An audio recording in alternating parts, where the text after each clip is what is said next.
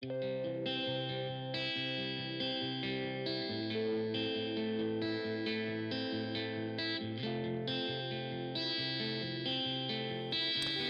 is a podcast by WellHouse Church, where we take a closer look and dig a little deeper into this week's sermon. What's going on, Bible nerds? We are continuing our Acts 18 conversation, now talking about Apollos and Priscilla and Aquilla and all the things. All the things. Let me just say, this is a Bible podcast, and it's probably our most conservative podcast. And so I really don't curse on this podcast very often. I curse a lot. I don't curse on this podcast very often. And here's my thing with cursing, okay, like curse words. I think all words are appropriate in a context, right? This is how I talk about it with my kids. You can say any word you want, but there may be contexts where that word is inappropriate. Mm-hmm. And if that word is inappropriate in those contexts and there are consequences for that word being inappropriate, well, then you got to live with those in the same way I do. I'm sorry. I'm thinking about South Park, and you can't say F in school. Yeah. Oh, yeah. You can't say F in school, you effing Jew. Yeah. That's so funny. I'm sorry. Hey, look, here's how we view humor around here. If you can laugh at other people's expense, you got to be able to laugh at your own. That's right. I got qualms with South Park because of some episodes they did about Jesus.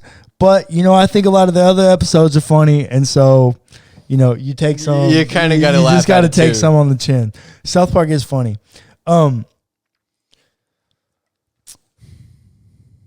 Words are always appropriate in a context. And what I think is if a curse word perfectly appropriates how I'm feeling about something, then that's appropriate.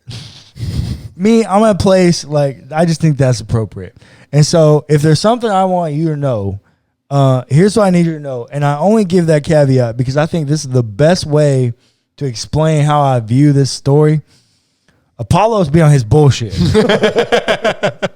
Apollo's straight be on his bullshit. He really do be on his bullshit with this. All right, so let's read this.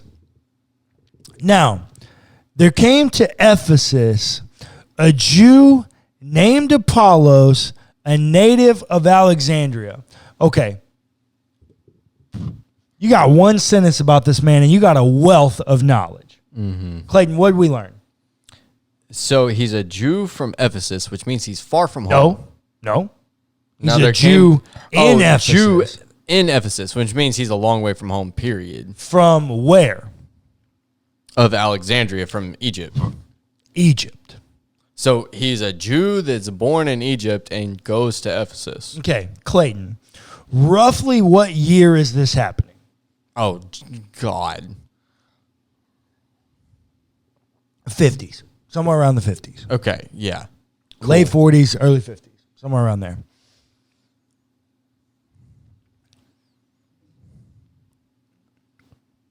Have you ever heard of a guy named Origen of Alexandria? Who? Origen? No. Oh. Have you ever heard of a guy named Clement of Alexandria? Yes. Why have you heard that name? Because he was in your master's thesis. Because he was my master's thesis. Yeah. His spiritual father is Origen. Okay. They're both in Alexandria. Alexandria is in Egypt. Alexandria has the best library and theological school maybe known to the ancient world until the year 300. Okay. It probably still has, even at the year 300, but you end up getting this divide between the Alexandrians and the Antiochians. Mm-hmm. And that church history kind of thing happens. But what I want to say is Origen, we're in the year 50, right? Let's just say for simplicity's sake, he's in Corinth. Paul's first letters is 1 Thessalonians. We've already seen him go to Thessalonica. That happens in chapter 17. I think we're probably in the mid-50s right now. So you're thinking Apollos is super well educated. Oh, there's not a doubt in my mind he's super well educated. Okay, so super well educated from... Wealthy. And wealthy. And wealthy. Okay. and going to Ephesus. And a Jew. And a here's Jew. the reason that's important. Because Clement is also a Jew from Alexandria, or has Jewish ties. Maybe that's a better way to say that. Clement's only 150 years later. So I have a question. Yeah. If I may. How is there a theological school in Alexandria if we don't have in the Bible a record of Christianity going to, is this like predominantly Jewish? Is this general religion kind of school? No, this is a Jewish thing. This is a Jewish school in Alexandria. Yeah. They're part of the diaspora. Okay. The dispersed Jews from the Second Temple period. Okay. AD 70, they kind of get, that. Okay. Cool. I think what you're referring to is Paul never goes. Yeah. Paul never goes. Right. But in AD 70, when Nero destroys the temple and all the Jews scatter, a ton of them settle in Alexandria because of the library. They all show up because of the library. I got you. Okay. Now, and Alexandria has a long, rich history, as Apollo shows, right? Right. I mean, people are always talking about Alexandria. So it's a little more complicated than that, but that's kind of an oversimplification for what it's worth. Okay. And and remember, they're in Ephesus. I cannot explain to you how important it is to note the cities in which these things are happening if you know the context. Ephesus is a strange city that's overrun by a temple to a sex god. And the way in which women are looked at and valued in this city is quite strange. You remember Paul has that really misogynistic comment in one of his letters to Timothy about, I do not permit women to speak or have authority over a man. Yeah. Well, church tradition has said that Paul wrote that letter to Timothy, who was pastoring in Ephesus. You ever read Ephesians? That's written to the church at Ephesus, and it has one of the most strict household codes that tells women to submit to their husbands. Now, it also tells people to submit to one another, but, Submit the to your patriarchy. husbands. Yeah. So, you can't miss that piece of where they are. And this is a Jew named Apollos. Let's talk about his name, Clayton. What's that name? Apollos? It's a Greek god. Oh. Of the sun. So what does that tell you about who Apollos is? I mean, we see that he's a Jew with a Greek name. A Jew with a Greek name, which means he comes from some sort of Greek origin. He's probably a Roman citizen. Yeah. Wealthy, from Alexandria, probably a Roman citizen. But a Jew. This is what it says. He was an eloquent man, well-versed in the scriptures. There's that educational piece. Well-versed in the scriptures, yeah. Well, in the eloquence, right? That's both education and money, right? Privilege. Verse 25. He'd been instructed in the way of the Lord. Clayton, do you remember early in the book of Acts? We had a name for these weird sect of these Jews. The God-fearers. Nope, that's the Gentiles. Before we were given the name Christians, we called them these things, and you were fascinated by what we called them. People of the way? People of the way, yeah. People of the way. He had been instructed in the way of the Lord. So he's a person of the way. For whatever that means, that verbiage is still carrying over with a certain type of person, but they have this other word in existence now, this Christian, this little Christ, these believers, brothers and sisters. They got other words to talk about it.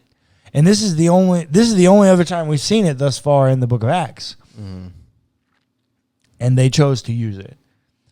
And based on what is happening here, it seems like it's almost like, hey, bro, you got a little bit of it, but like you don't quite get it. You're still too Jewish. Like, kind of is what I don't hear know you if saying. it's I don't know if it's you're still too Jewish, or you still just don't quite grasp the fullness of the Christ narrative in order to be called a Christian. Okay. Maybe that's a better way to communicate it. Maybe it's not that you're still holding on. Like, maybe it's not that you're just Jewish. Yeah. You're still too Jewish, but, something. So you're kind of Christian, but not quite there. Yeah, that's a great way to explain it. You're almost there, but not quite. Interesting. Okay, fair enough. Because it says, and he spoke with burning enthusiasm and taught accurately the things concerning Jesus, though he knew only the baptism of John. Yeah. Okay, this is important. He taught the things of Jesus, but he knew only the baptism of John.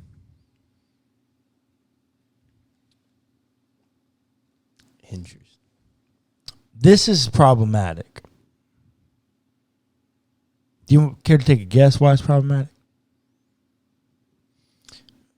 Because when you miss the baptism of Jesus, you miss the beginning of all of it.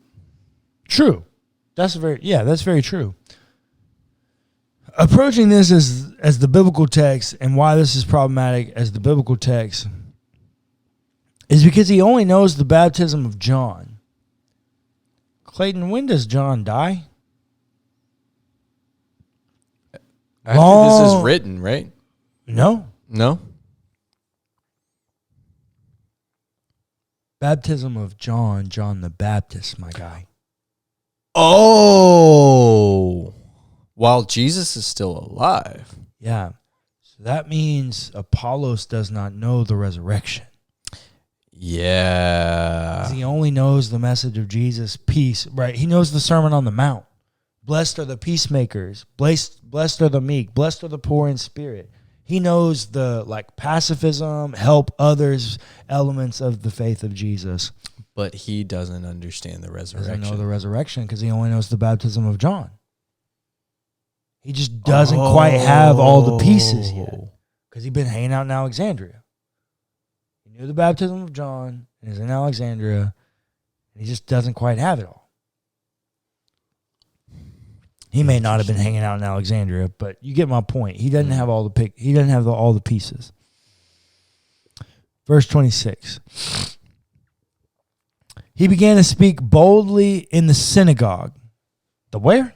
The synagogue. Not the marketplace. No, the synagogue. Okay, so who is he talking to? Jews. And a few God-fearers. Yeah. Mostly Jews. People that look like him.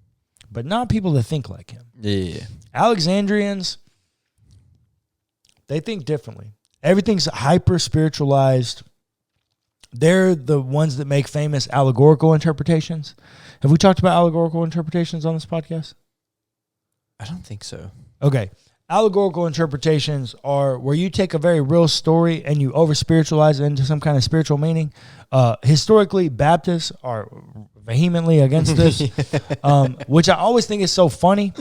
Because if you ever heard a Baptist pastor preach the sermon, Jesus Calmed the Storm, Yeah. at some point, inevitably, because it's good preaching, they're going to say that Jesus can calm the storm in your life. Hey, boy. There you go. That's an allegorical interpretation. Yeah. A historical, grammatical interpretation of that story is that Jesus is Lord over creation. Yeah. That Jesus is Lord over the storm. It didn't say anything about Lord of the storm of your life. And yet that's an allegorical interpretation, which we were told in seminary not to do. And yet every pastor that ever preaches that sermon does that. The Alexandrians did that crap with everything. Literally everything. Anytime you see water, you think my water metaphors throughout the Bible are bad? Anytime an Alexandrian sees water, baptism. Noah, God's purifying the whole world with water. That's Alexandrians, bro. Everything's hyper-spiritualized in metaphors. He shows up in the synagogue. But when Priscilla and Aquilla heard him, now remember, the beginning of 18, we get introduced into this couple. And it's Aquila and Priscilla. Aquila first, the man, and his wife Priscilla. Verse 26. He began to speak boldly in the synagogue, but when Priscilla, the wife, and Aquila, the husband, heard him, they took him aside and explained the way of God to him more accurately. So this is a passage that we have looked at, 2 or 3 times since we started these podcasts. Maybe. Every time I read this section of scripture, I am more and more appalled. Not appalled. Surprised. Kind of appalled because of how it happens.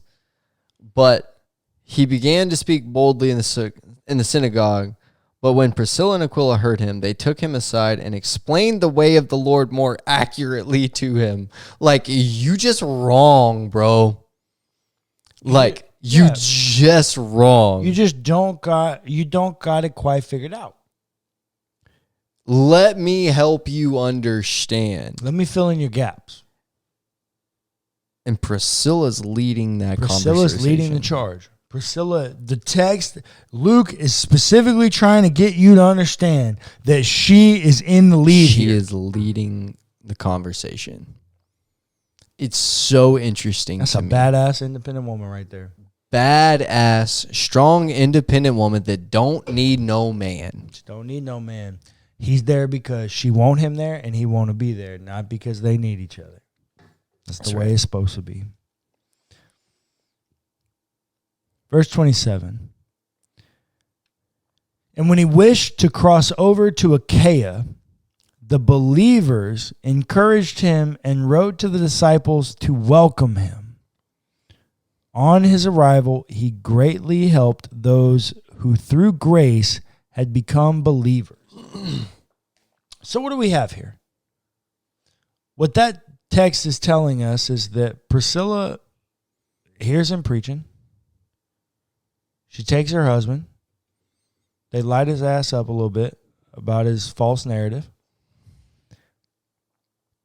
And then with grace and love, they send him out. They use their network to promote him in the places that he's going. And he reciprocates with grace. Who through grace have become believers. And then this is what Apollos does. For he powerfully refuted the Jews in public, showing by the scriptures that the Messiah is Jesus. Clayton, what does Messiah mean? Savior. This kind of saving entity in the story. Give me a synonym for saving. I don't really like that word. Rescuing, liberating. Oh, there it is. That L word. Not the love one. The liberating one. You know, one of my favorite Bible translations. I really only use 2 Bible translations. I use 3 Bible translations. The New Revised Standard Version, which is the one I use on everything WellHouse Church, is always New Revised Standard Version. For my own personal devotions, I also use the Voice Bible. And then, of course, I, like everyone, use translation by Cullen myself. Now, when I actually mean that, I actually do translate it, but, you know, it's all bias-based and, you know, all the things that we talk about. The Voice Bible translation translates Messiah, that word, as at different places it says the anointed one. Mm-hmm. And then at other places, specifically in places where it uses the Lord, it translates it the liberating king. Yeah. I've always loved that about the voice. The liberating king. I think that's the piece that Apollos was missing. Apollos was missing that the story of Jesus was about liberation. And that's why when they meet him in Ephesus, he's preaching something about the message of Jesus. But when he leaves an interaction with Priscilla, a badass woman, he's preaching a message of Messiah. He's preaching a message of liberating king. Well, you also have to understand that, like, he's hearing this story probably third or fourth hand about Jesus, right? And so, yeah, that's a great point. I don't know. He's hearing this story from somebody who heard it from somebody who heard it from somebody who lived in Jerusalem. Or unless he was there. He's clearly traveling around. Yeah, he's he may have been there for some of it. But, like, this is a piece that, like, he doesn't obviously get to see all of. Right. And so he sees Jesus as this great teacher. Maybe he's there for the Sermon on the Mount. Maybe he just heard about it. Just heard about it. Maybe he heard about some of Jesus' miracles or something.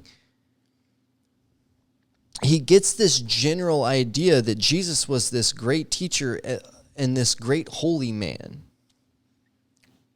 A wise sage. A wise sage. And yeah, why wouldn't you want to follow this guy and listen to his teachings? But you don't hear about the death and resurrection piece, which is where Priscilla and Aquilla step in. Oh, here's the piece of the story that you didn't hear. Here's the piece of this that maybe you don't understand. This is much larger than what you're saying. More accurately, not correcting wrongs. Just let me tell you more of the story so you can make it better in your own brain.